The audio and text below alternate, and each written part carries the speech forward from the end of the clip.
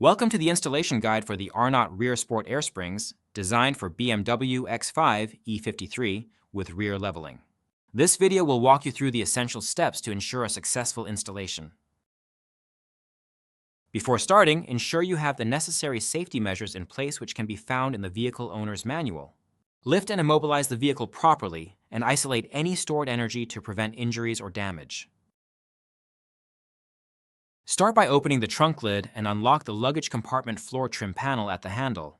Now remove the panel. Next, raise the vehicle and remove the rear wheel. Now also remove the support for the side members to gain access to the air reservoir.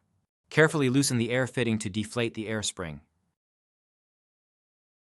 Next, disconnect the top of the air spring by pressing quick coupling downwards. Now press the retaining ring together and detach the air line. Remove the retaining clips.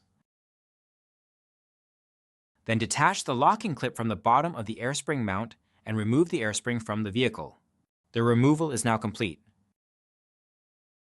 Install the new air springs in the reverse order of removal.